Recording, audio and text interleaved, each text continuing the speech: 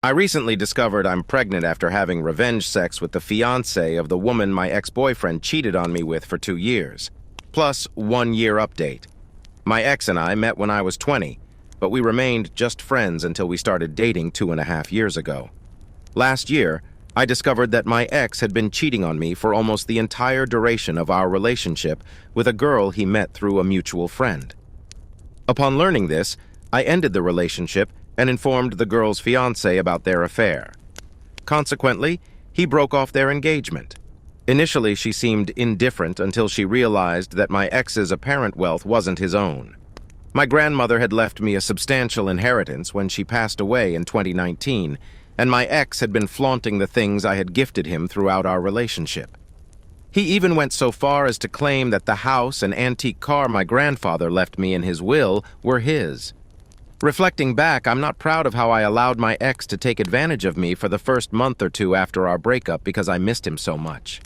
During that time, I gave him money and tried to reconcile, only to be reprimanded by my parents and friends whenever I ran to them crying after he ghosted me for her. It wasn't until the girl's ex-fiancé messaged me that I finally let go of my ex.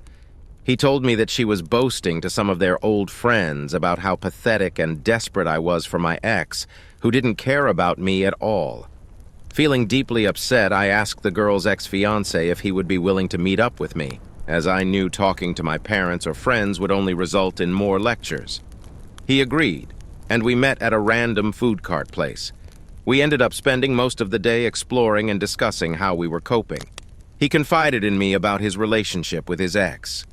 They had known each other for 10 years and had liked each other for most of that time. But he wasn't seeking a relationship because he was focused on school. He decided to give their relationship a chance after she drove over 12 hours overnight to see him when he mentioned feeling under the weather and stressed due to his demanding residency schedule. She dropped everything to take care of him, cleaned his place, and cooked homemade meals for him upon discovering that he was surviving on vending machine snacks and instant coffee. He detailed how he had never felt so loved and cared for, and how her actions convinced him that she was the one.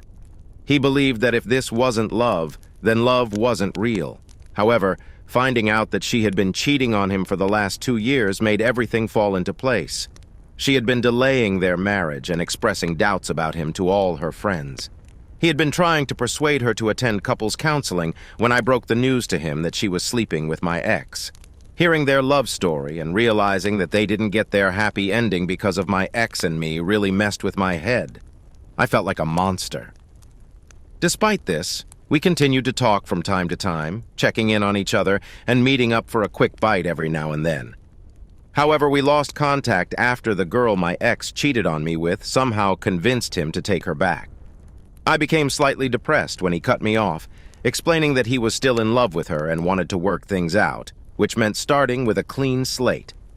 Through some internet snooping, I found out that my ex cheated on her too, which was why she went back to her ex-fiancé.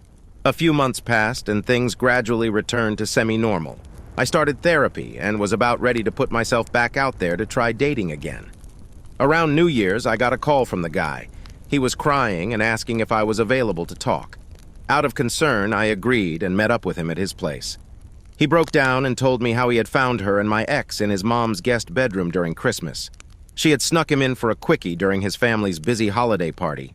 After spending 20 minutes looking for her everywhere, he finally found them in the guest bedroom, and all hell broke loose. We drank a bit and ended up having sex. He apologized afterward, saying it was a mistake and that he wasn't in his right mind. He admitted that he just wanted revenge sex, but that it didn't make him feel any better. I tried to message him platonically a few times afterward to see if he was all right, but he blocked me. So I dropped it and continued with my therapy and life.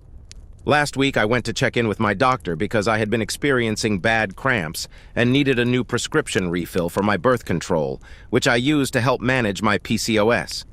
As part of the routine, I had to take a pregnancy test, and I was very surprised when it came back positive. I have been sitting on this new knowledge, contemplating whether I should tell him, not tell him, or even keep the pregnancy. My doctor informed me that since I am still in the early stages, I am at a significant risk of having a miscarriage. This has left me wondering if I should even be worrying about all of this, since there is a chance that I could lose the baby. It might seem like I'm trying to grab his attention or something, especially after he made it clear that he wasn't comfortable talking to me anymore after we slept together. I haven't told anyone and have been going crazy because I don't know what to do. Update: 15 months later. I know a lot of people were against this, but I went through with the pregnancy and I am forever thankful for my beautiful baby. Initially, I had planned to get an abortion, but when the time came, I found myself unable to go through with the appointment. I am pro-choice and always will be. Just because I chose to keep my baby doesn't mean another woman or girl should be forced to continue a pregnancy they do not wish to. Everyone has a right to their own bodies. My decision caused significant strife within my family. My parents were very upset with me, and ultimately my whole family disowned me. Despite this, I listened to some of your advice about informing the father, whom I will refer to as D. After many failed attempts to reach out to him, I decided to visit him in person. D was not happy when I showed up at his place, but when I explained why I was there, he agreed to talk. He informed me that he had officially ended things with his ex and wanted to go no contact with me because I was another tie to his past with her. However, he was willing to work out a co-parenting plan with me if I agreed to a paternity test first. Although I felt a bit uneasy about the paternity test request, I understood his reasoning and agreed, as we had only been acquaintances who bonded over our trauma. Everything went relatively smoothly until around the 26-week mark when I started spotting. My OBGYN explained that while spotting can be normal during pregnancy, mine was heavier than usual. Additionally, my blood sugar and blood pressure levels were concerning due to the risk of gestational diabetes and preeclampsia. D insisted on sleeping on my couch for a few nights to keep an eye on me. Eventually, he helped me move some of my things to his place since he lived closer to the hospital. This decision proved invaluable as I went into premature labor at 32 weeks. I am incredibly thankful for D and his family as my support system during this time. His mom would take turns with him at the hospital and advocated for me whenever I felt overwhelmed or unheard. She provided both emotional and physical support and stood by me through everything. Dee's mom also helped me navigate my emotions, especially when all I wanted was my own mother. My parents had gone no contact with me after I decided to keep and have my baby. She was an absolute godsend.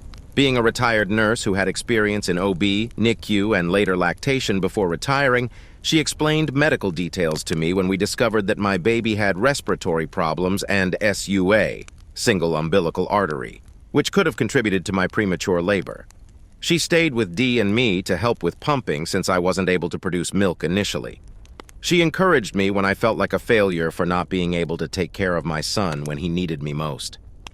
She also drove me to and from the hospital while my son was in the NICU because I was healing and utterly exhausted both mentally and physically.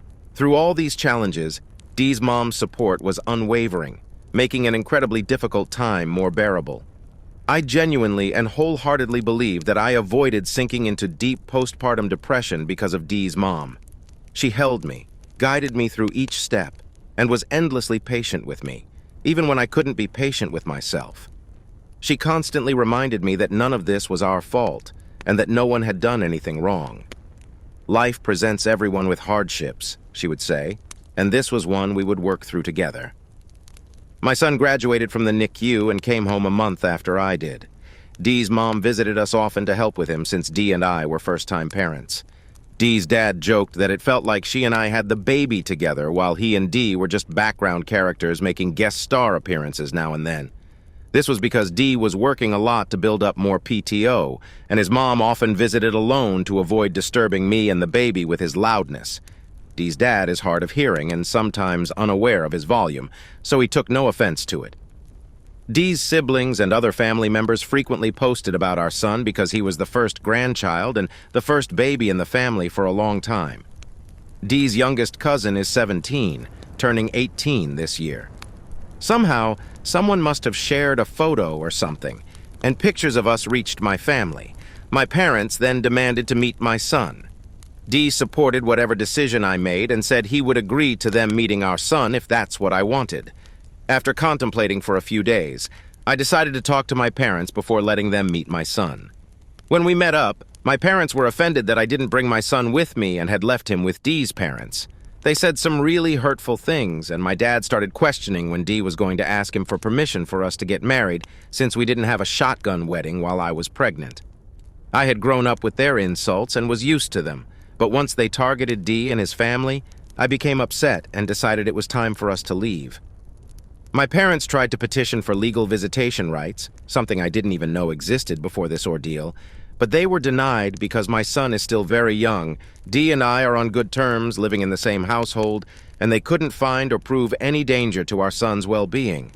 My family tried to reach out, claiming we were horrible people for denying my parents their grandchild. However, no one could make a peep when Dee's family defended us, pointing out that my family had disowned me and didn't care to see if I was okay, until after I had the baby and everything was handled. Dee's mom and my mom got into a verbal, almost physical altercation after my mom made false reports to CPS and called the police for multiple welfare checks on us. My mom was given a warning by the police for harassing us after one particular incident, where she threw a tantrum and caused a scene when the police found nothing wrong during the welfare check and refused to listen to her demands to have my son temporarily taken away from us and placed in her custody for his safety. Dee and I currently have restraining orders pending against my parents and certain family members. One of the reasons I decided to update is because about 2 months ago, a friend of Dee's invited him out for some drinks, and they unexpectedly ran into his ex-fiancé. Later, she messaged Dee, expressing her regret over how their relationship ended, and how hurt she felt upon hearing that we had a baby together, especially since it was so soon after their breakup. Dee wouldn't open up to me about his feelings regarding this encounter. Whenever I asked him, he would brush me off or change the subject to something about our son, knowing it would distract me. I began to notice Dee pulling away from me, and our relationship became a bit awkward and strained after their run-in and her message. I am aware that he still has feelings for her, and I'm afraid he might feel trapped with me and our son. Additionally, the ongoing drama with my family has made Dee and his family less patient with both me and my son. On Mother's Day, I overheard a few of his family members making comments to Dee about my presence at their family barbecue, suggesting that I was just my son's mom and not really part of the family. Dee simply shrugged and said that I didn't have anyone else to spend the day with. Given the tense atmosphere, I have been considering moving out and returning to my own place. After giving birth, I stayed with Dee at his place. But now that our son is slightly older and I have healed, I want to give Dee back some space. This way, he can start dating again if he wishes and enjoy some bachelor time when I have our son. I want to find a way to approach the topic of me moving out and establishing a co-parenting plan without making things more awkward or potentially ruining the relationship I have with Dee and his parents. I don't want them to feel like I'm ungrateful or anything, but I do want to go back to work and get my life back on track so that I can provide my share for my son's needs and not rely on Dee's family more than necessary. Okay, next interesting story. Aita for keeping an incident with my wife's best friend from her. I, 33M, have been married to my wife, 31F, for 6 years, and we have a 3-year-old child. We are very happy together, and I consider myself fortunate to be married to such a kind and intelligent woman. My wife's best friend, Anna, a pseudonym for privacy, has been living with us for the past 6 months. I want to provide some background on Anna to explain my decision. Anna has been my wife's best friend since their school days. She was living in the city with her boyfriend, while we reside in the suburbs of that city. They appeared happy together and had been in a relationship for 2 years. However, last year my wife noticed bruises on Anna's hand and inquired about them. Initially, Anna dismissed them as work-related injuries. My wife persisted, and we eventually discovered that Anna was in an extremely toxic and abusive relationship. Her boyfriend had lost his job the previous year and had become extremely controlling and abusive. He constantly accused her of cheating, which Anna denies, made her link her phone messenger to his computer, and began micromanaging their finances. A domestic violence incident was the final straw, prompting my wife and me to rush to the hospital to care for Anna. Since Anna's parents are mostly absent from her life, my wife asked if Anna could stay with us for a few days. We live in a 4-bedroom house with 2 spare guest rooms, so I readily agreed and told her that Anna could stay as long as she needed. The incident seemed to have completely shattered Anna. she would randomly start crying and shut down entirely. It was heartbreaking to see her in that state. She had to leave her job due to mental health issues and spent her days at home in her room. My wife, being very kind, took care of Anna as if she were family, ensuring she felt loved. Anna is also grateful to my wife and me for helping her during her darkest times and assists around the house and with our child, though we never leave him alone with Anna. Anna is now gradually returning to normal, occasionally smiling and starting to look for a job again. Now, on to the incident. Last Friday, my wife and I went to work as usual and dropped our son off at daycare. I had a doctor's appointment at noon and came straight home afterward since I didn't have much work left at the office. I made some lunch and then went to our bedroom to sit on the bed and reply to emails. Anna was in her room, and I hadn't spoken to her since coming home. Around 2 p.m., I heard Anna's room door open and her walking in the hallway. Suddenly, our bedroom door opened and Anna walked in topless and just in her underwear. I was shocked and unsure how long I stared at her. After a few seconds, I blurted out, "I am sorry." She quickly covered herself with her hands and started apologizing, explaining that she just wanted to borrow my wife's clothes because her laundry was unwashed.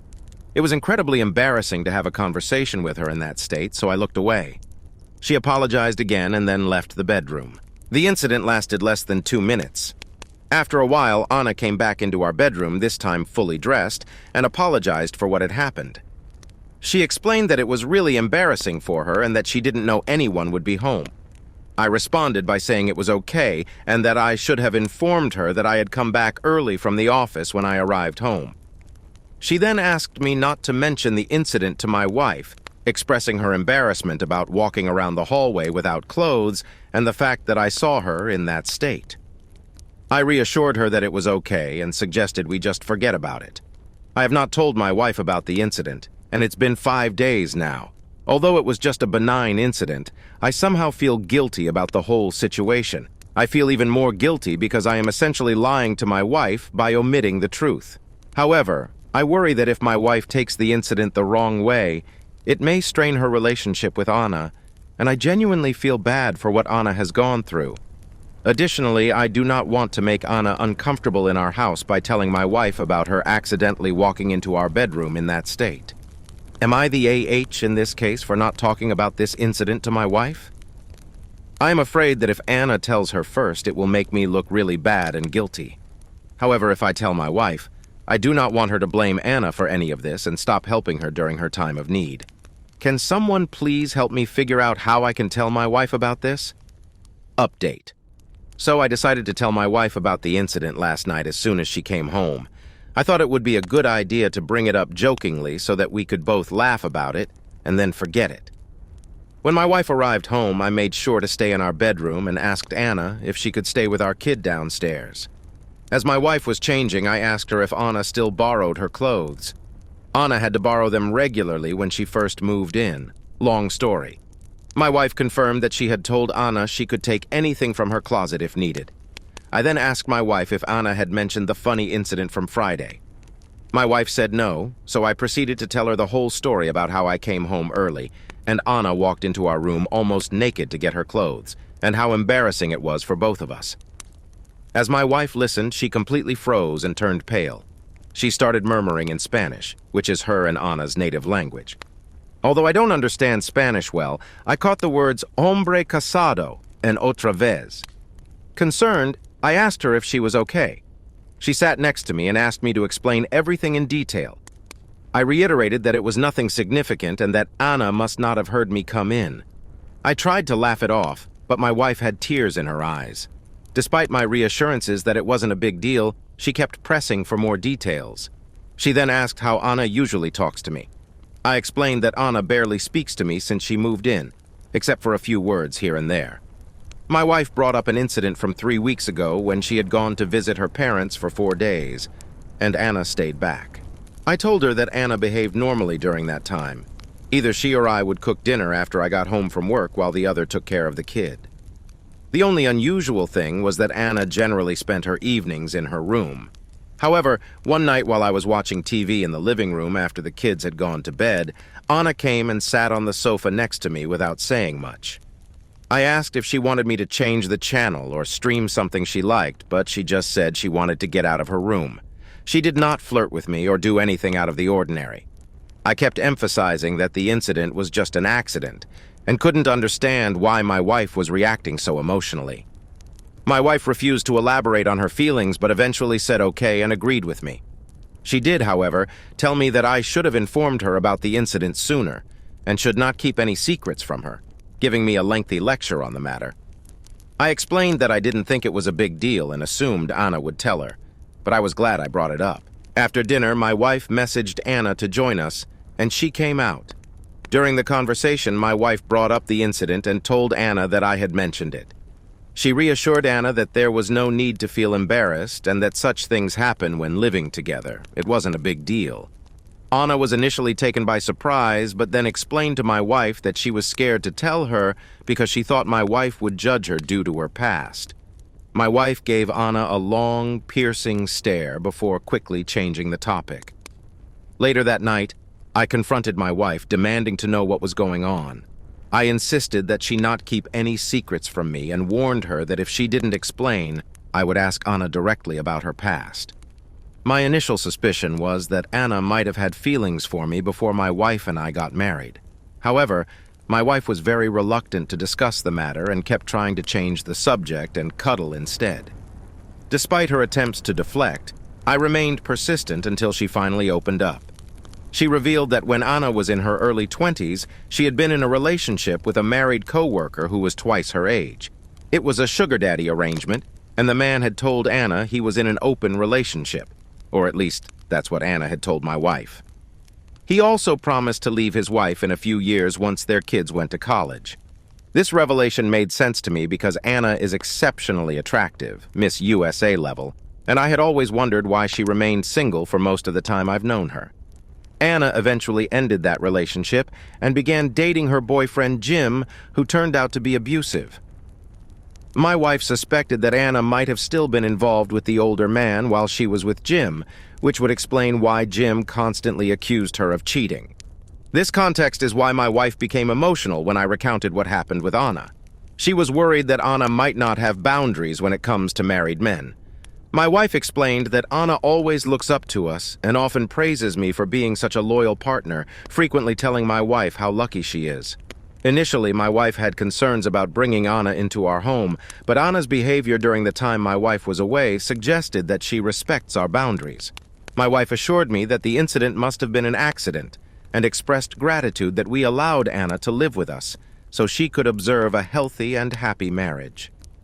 The following morning was even more peculiar.